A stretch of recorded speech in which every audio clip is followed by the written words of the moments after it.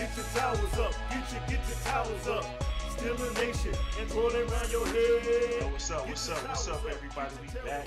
It's good to see the homies back again. We got Al Nice. We got JJ. What's good? What's going on? Chilling, man, chilling. So, welcome everybody back to the podcast. You know, we had a little technical difficulties on our last one, but we passed it, and I think we kind of got that all fixed up. But today, hey, we're gonna talk about the quarterback situation in Pittsburgh. We all know Ben's getting a little older. Got a few free agents out there like Cam Newton and, Dalton just got signed to the Dallas Cowboys. So we might need a little help at quarterback. You know, we don't know. We're going to talk about that. JuJu might be leaving, next season. We're going to talk a little bit about that. And also some James Harrison news, just kind of his thoughts on Mike Tomlin the last couple of years he was in Pittsburgh. So we're going to kind of discuss those things today. And before we get started, I want to make sure y'all like and subscribe to the channel, man, and y'all just keep up with us, and we're gonna keep bringing this good content to y'all. So here we go. Quarterback situation in Pittsburgh. We all know Ben's coming off injury.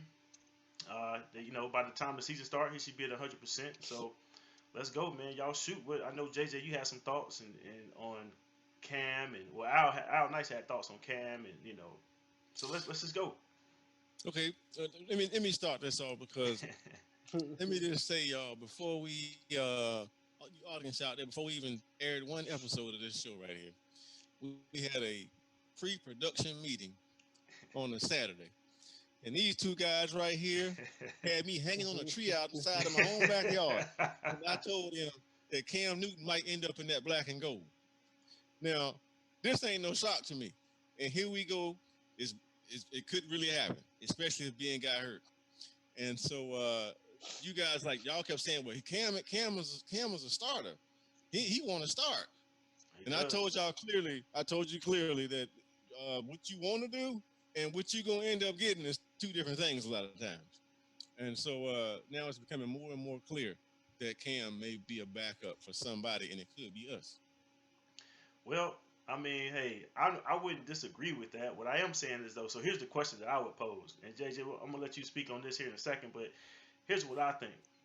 I don't think you bring Cam in the Steelers situation because you supposedly have Mason Rudolph, who's supposed to be taking over for Ben to be the franchise guy.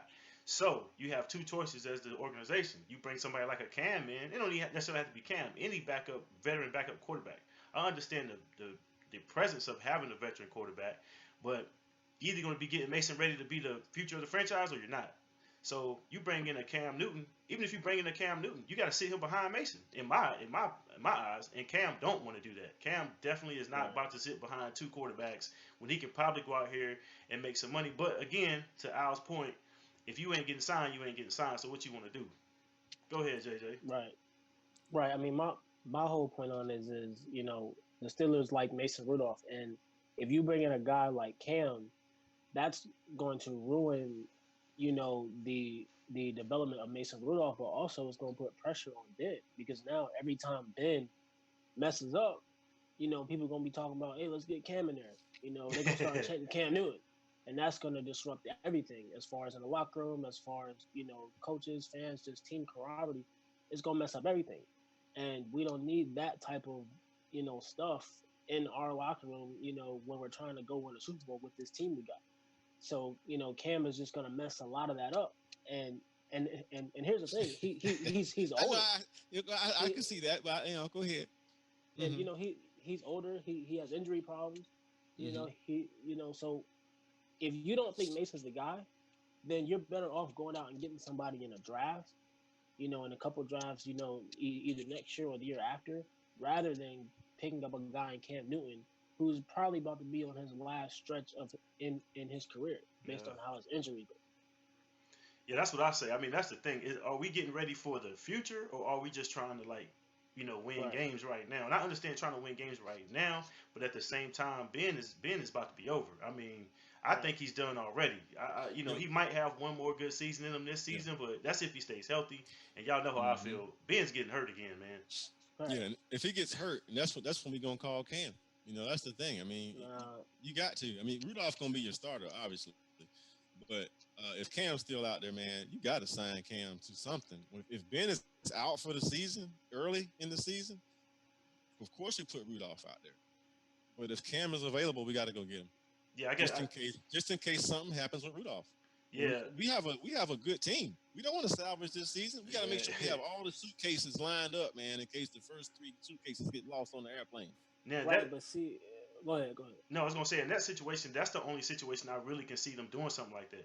If Ben goes down like he did last season, right, and he's out for the year, or he's out for half the season, you got to have somebody to back up Mason. You don't want Duck Hodges back there again. Then you're really dead. So if Cam, I could see them doing that. If Ben goes down, he's out 8 weeks, something like that. Mason needs a backup.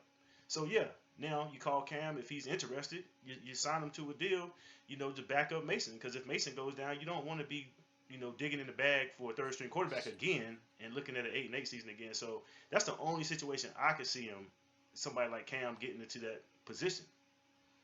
Right, but then I don't think that would be necessarily a good thing either, because if you did that, again, that's gonna hinder Mason Rudolph's development, because every time he throws a pick, every time he makes a bad read, people talking about getting Cam in there. Nah, right? He's got to play his backup role though, because it'll be Mason's team. But you got to have. Right. What happens if Mason get hurt though?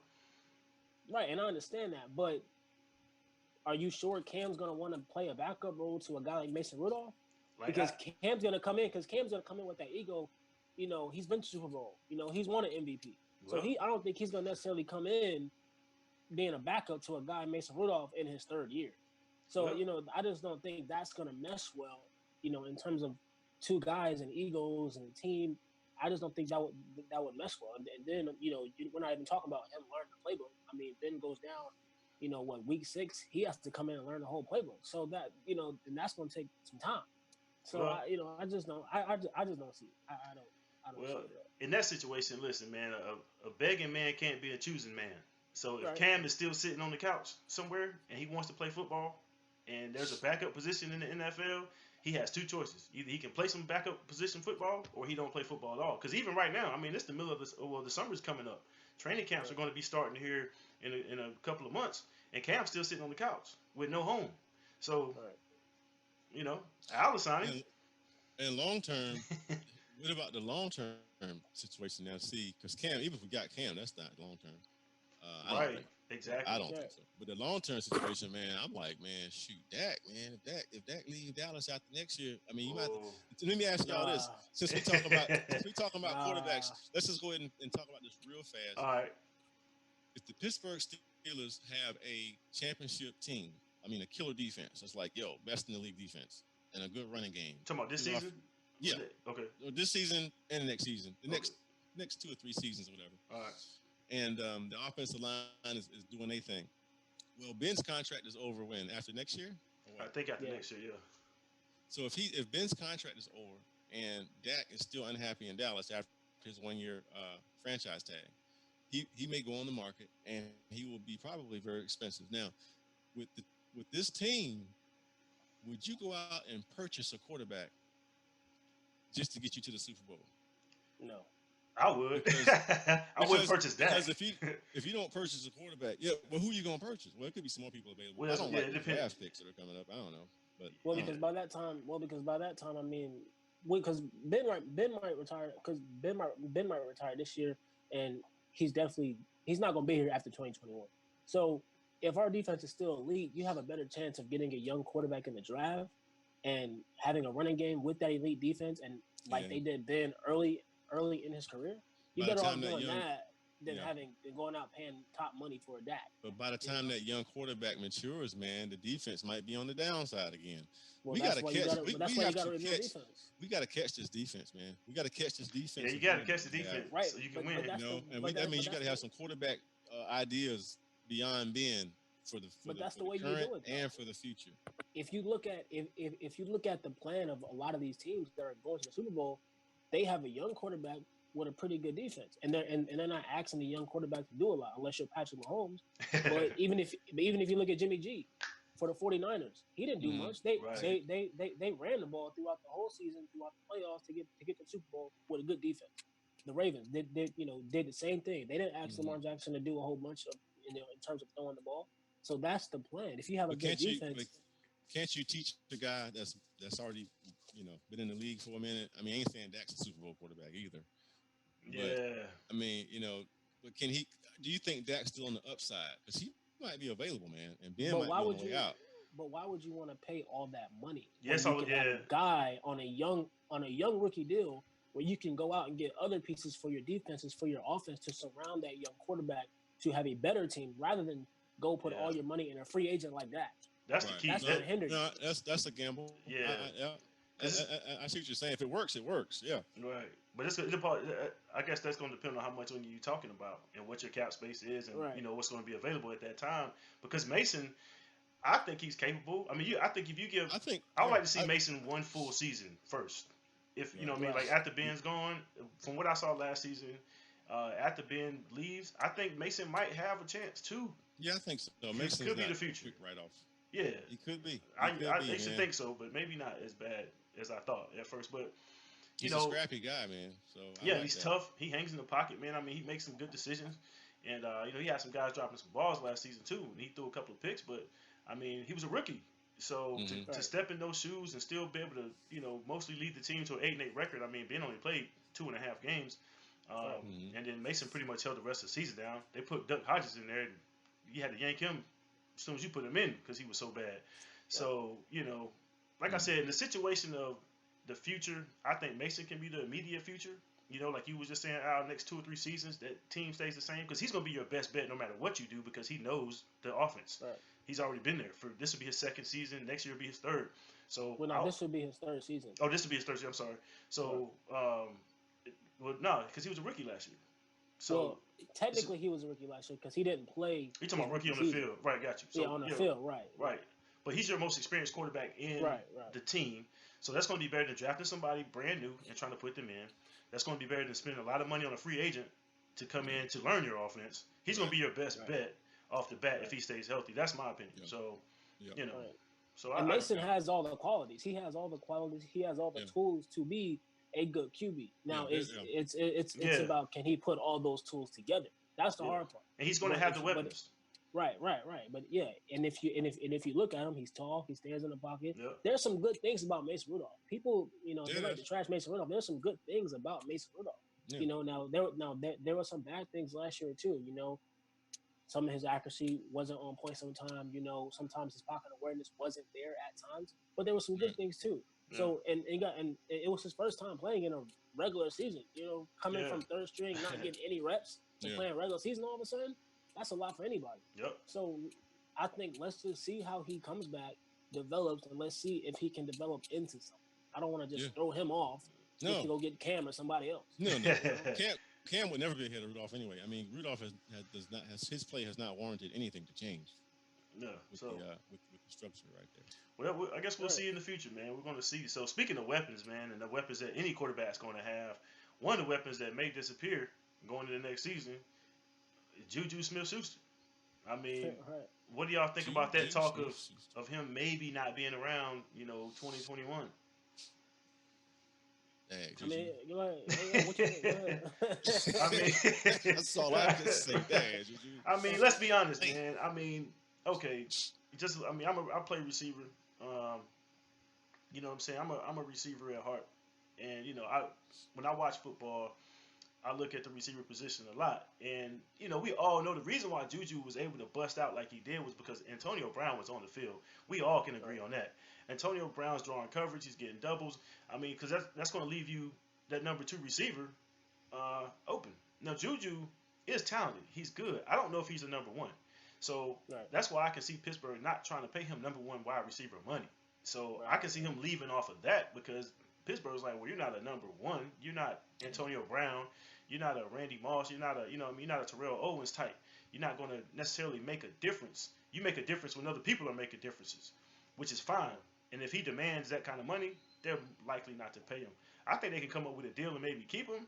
But if his agent wants, number 1 money, I can see them letting him go because JuJu's not a number 1. That's the reason why I can see them getting rid of him and letting him go and do his thing. And who's to say he can go somewhere be like Emmanuel Sanders was, and leave the Steelers and go be the man somewhere else. But Right. I can see why they can let him go off of that. Right, and the only reason this is a discussion is because one of the Steelers insiders, and Ed Bouchette was talking about it on a radio interview, saying he doesn't think that, Juju's going to be here in 2021. Yeah. And I kind of agree with what Derek said. If he comes in, and it all depends what type of season he has this year. But if he comes in and, he has an average season, it's nothing spectacular, but he has a pretty average good season. If he comes in asking for number one money, the Steelers are probably not going to give him that. I can guarantee they're probably not going to give him that. They're probably going to give him number two type money.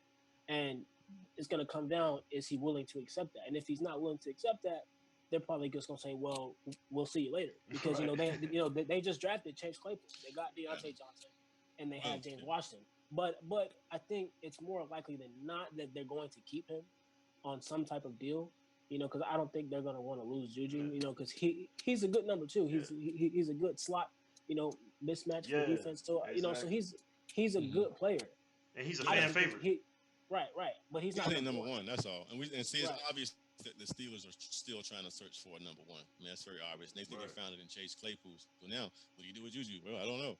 Because you got plenty of number twos. I mean, Deontay Johnson, he's definitely the number two. So, JuJu got to go. I mean, I know you can't pay everybody. I mean, you can't. Positions are filled now. So, because we're really especially that kind of money. Chase Claypool to take the number one spot. I think if anything, Deontay Johnson has the opportunity to take that number one spot. I think, based on what he showed last year and his skill set, he's more of an Antonio Brown type wide receiver than JuJu when you watch him play. JuJu's more of a. Go ahead. He's putting up. Yeah, go ahead. I'll say he's putting up similar numbers to Martavis Bryant when Bryant was number two receiver. So that's what the Steelers are liking about the new structure. If we can make Chase Claypool the number one guy. Yeah. So. Yeah, JuJu's more of an Anquan Boldin type. Anquan Boldin was never number one receiver. He was always number two, a really good number two, but he was never number one. And that's what JuJu kind of reminds me of. I think number one receiver, is probably going to come down to maybe Deontay Johnson and maybe Chase Claypool. One of those two guys are probably going to be number one. If I had to bet, it's probably going to be Deontay Johnson. The way if he keeps developing and his skill set, I think he has the opportunity to be number one. But I don't see JuJu leaving if he doesn't ask number one money. If he stays in his price range, I think we'll keep it. Yeah, I think it'd be nice. That would be good. That would be the greatest thing that ever happened. Yeah, I think that'd be great if they can come up with a deal. And I kind of agree with JJ with that. I think they can find a deal because JuJu's got to know he can't demand number one money. He's got to know that, even going anywhere else. Yeah, I mean, anywhere else in the league is probably going to say the same thing. They're going to be like, well, your numbers don't constitute number one. He only had 552 yards in that one last season, and one of those was one play was 76 yards.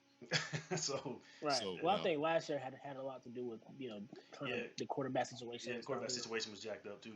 Right, but I think this year is really going to see, okay, where is JuJu at? How is he improving this game? Can he actually be a number one? Because we still don't know. He can turn out to be number one. We don't know. Right. But based off what his play so far, he plays like a number two. Right. So we can see maybe he's he an changes awesome our number mind. two.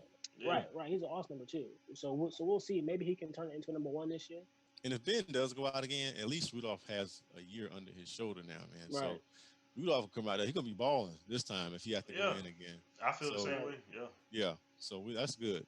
Because he has the experience. Yeah, he's got the experience. He's got the experience, man. So, that's going to be interesting. Like I said, I agree with JJ on this, JuJu Smith-Schuster situation, man. I think that, he's going to – this is his year to prove is he going to be worth that kind of money. I think, being a good number two, he's been a victim of circumstance so far. I mean, when he came in, Antonio Brown was already there. They found a good person to compliment Antonio Brown. I mean, them two on the field at the same time was amazing. And, when Antonio Brown left the team, then it was like, oh, well, JuJu's got it because he was able to highlight it and light it up when Antonio Brown was on the field. So now it's kind of been like a transition for him. And then the quarterback situation happened. There he is right there. And there he is, about to fumble. No, that wasn't a fumble play. So that kind of stuff, right, that's exactly what we're talking about. That kind of stuff right there you can't do getting paid number one money. You can't be fumbling games away and no, you can't be fumbling. Yeah. So, but anyway. So moving on, man. Speaking of guys that left the team, man, everybody that's a Steelers fan knows about James Harrison, man. So, JJ, what you got to say about James Harrison? I know there's a podcast came out. Him and Willie Colon were talking, man. Two ex-Steelers. Yeah. Probably most Steelers fans know was James Harrison appeared on Willie Colon's podcast. He does a podcast where he has different NFL players on. And for people who might not know, Willie Colon used to be an offensive lineman for the Pittsburgh Steelers. So him and James Harrison played on a lot of those same teams, the same Steelers teams. And so basically, James Harrison went on. They talked it up, but James Harrison has some interesting comments talking about what happened in his last years with the Steelers. And if you guys know that James Harrison, it was kind of some bad blood between him and Tomlin and the team. Things didn't end well, and so he kind of talked about it. And from my standpoint, he was basically saying Tomlin told him he would play more than he would. Now, if I remember, Joey Porter came out and said the Steelers, him and Tomlin, and Kevin Colbert, never told him that he was going to come in and get 50 and 60% of the snap, right? Because that just would be unrealistic, especially when you just drafted TJ and Bud. Right. And so I don't know why James Harrison came in thinking that. And for me personally, I would thought he would have came in and accepted that backup role and be a mentor to Bud Dupree and TJ Watt to help them and give them tips on how to be a great pass rusher like him. Instead, he, did the selfish route, and just because he wasn't playing, like on the podcast, he says he faked injuries. Yeah. He wouldn't show up to meetings. He would leave games if he wasn't playing. All types of stuff to get released. And it's like, what type of example are you setting for Bud and TJ acting like that just because you want to play and you don't want to be that, backup mentor type role on your last leg? Why are you still trying to play? So I kind of totally disagree on his stance on why he did what he did in the last years with Pittsburgh, and how things went down between him and Tomlin. Yeah, I listened to a little bit of that, and it's kind of of course we weren't there, so we don't know exactly how everything went down, but just kind of based on, I always like to believe what the horse say. What I mean, James Harrison being the person that was in the situation, I'm gonna listen to his word first. I don't know about Joey Porter, he's third person, but James Harrison came out and was acting like Tomlin told him that, like you said, he was going to play, but then when he got in the building and things started to develop, it seemed like things kind of changed on him. They kind of telling him, oh, you're going to do this, but we're going to have you do this, and we're going to play, but then you're not going to play. You wasn't practicing and things like that. Yeah, I think that's kind of cold. I feel like in business, you just be straight up with people, and just tell them what their situation is going to be. So maybe he felt like, to get back at those guys, or not necessarily to get back at them, but just, I'm going to do it my way because they weren't straight up with me, and that might have made him mad. He felt like he could have been out here playing for somebody else, but they had him tied in the contract. He wanted to get released, but they fooled him, right? I mean, if they say, hey, you're going to come in, you're going to play, so you're going to sign this contract with this team thinking you're going to play, 30, 40% of the snaps, and you get there and they're telling you not to go to practice, or not to go to practice, but not to practice. Don't worry about training camp, you're good. And according to James Harrison, he says that when it was time to play, they told him that you got beat out by Bud and TJ Watt, and he didn't even practice during training camp. So of course you want to get beat out. You haven't been practicing. So I think they kind of, from a Steelers organization standpoint, and the head coach Tomlin, as much as I like Tomlin, I don't agree with it. If they did do things that way, I don't agree with that, man. Just tell people straight up and let people make a decision before they get into a situation. Right, and I just don't. That's hard for me to believe, and the reason why I mentioned Joey Porter, because at the time, Joey Porter was the outside linebackers coach. So he was the one coaching Bud Dupree, coaching TJ Watt, coaching James Harrison. So when he came out and said that is not what was told to James Harrison, then that makes me believe, okay, well, what the hell is James Harrison talking about? Right. Because the outside linebackers coach is telling you, we didn't say that to him. Because that wouldn't make any sense. Why would you tell James Harrison, hey, you're going to get 40 and 60% of the snaps when you got two young guys drafted in the first round, rushing and starting? That just wouldn't make any sense to me. What you think, Al? Yeah, I mean, it's a little mind-boggling, that whole situation. I mean, you don't know who to believe. I know one thing. I mean, if they did do that to him, that's wrong, man. I mean, I believe you do look him in the eye and tell him, look, man, things are getting ready to change. I'm just gonna be honest with you, bro. And I'm gonna wish you the best, whatever happened. But don't walk around hiding it, man. Oh yeah, we got you, cuz. No. And then when the season starts, you're not getting the snaps they promised you. And people walk around acting strange. I mean, that's retardedness. that's what went down. Yeah. But nevertheless, man, I mean Harrison, man, one of the greatest players I've ever seen play. Yeah. I mean, I think the greatest player in Super Bowl history and football history, if you ask me, because it happened in the Super Bowl when he took it back to the house, that 100-yard return, man. Yeah. So can't take nothing away from James, boy. You know, Yeah, I we think- love him, and he gave us some good football. So I don't know what happened in Pittsburgh, man.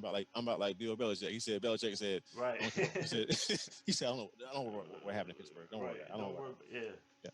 And I think So it's I think they might have been stringing him along in the sense of they needed a backup in case one of them boys got hurt early.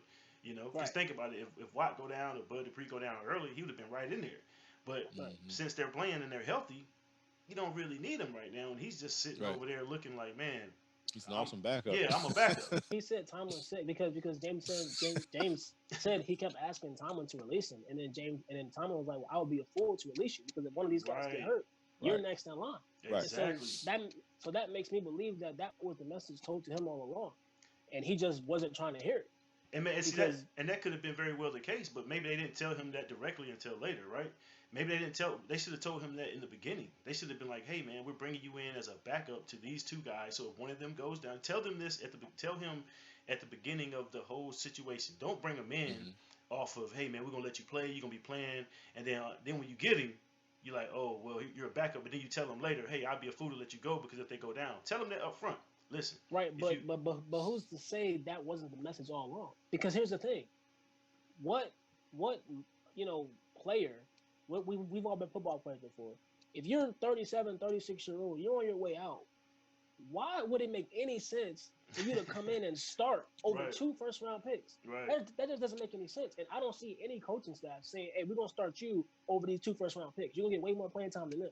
So that just makes it hard to believe. And Why do you plus, think Harrison would make it up? Why do you think he would make something up? Well, I think somewhere somebody told him that he was going to get some playing. yeah, Now, I don't think that came from Kevin Colbert and Tomlin because that just wouldn't make any sense.